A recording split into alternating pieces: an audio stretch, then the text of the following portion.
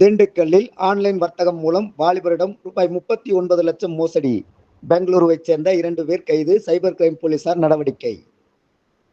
திங்கட்கிழமை இரவு 12 மணி அளவில் கிடைக்கப்பெற்ற தகவலின்படி, திண்டுக்கல் பிள்ளையார்நத்தம் பகுதியைச் சேர்ந்த நாராயணசாமி மகன் சரவணகுமார், வயது 41. இவரை சில மாதங்களுக்கு முன்பு வாட்ஸ்அப் மூலம் சிலர் தொடர்பு கொண்டு ஆன்லைன் பங்குச் சந்தையில் தாங்கள் கூறும் நிறுவனங்களில் பங்குகளை வாங்கி வர்த்தகம் செய்தால் அதிக லாபம் கிடைக்கும் என்று ஆசை வார்த்தை கூறினர். இதை நம்பிய சரவணகுமார் பல தவணைகளாக 9 வங்கி கணக்குகள் மூலம் ரூபாய் 39 லட்சம் செலுத்தினார்.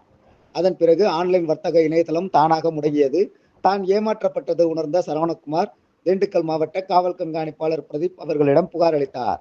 அதன் பேரில் சைபர் கிரைம் ஏடிஎஸ்பி தெய்வம் மேற்பார்வையில் ஆய்வாளர் விக்டோரியா லூர்து மேரி, சார்பு ஆய்வாளர் லாய்டு மற்றும் போலீசார் வழக்கு பதிவு செய்து ஒரு வங்கி கணக்கில் இருந்து 10 லட்சத்தை மீட்டனர். மேலும் இது குறித்து விசாரணை மேற்கொண்டு வங்கி கணக்கு வைத்திருந்த பெங்களூருவைச் சேர்ந்த ஆயுஷ், வயது 20, கர்த்தா, வயது 20 ஆகிய 2 பேரை கைது செய்து அவர்களது வங்கி கணக்கில் இருந்து ரூபாய் 4,95,000 பணத்தை மீட்டு நீதிமன்றத்தில் ஆஜர்படுத்தி சிறையில் அடைத்தனர்.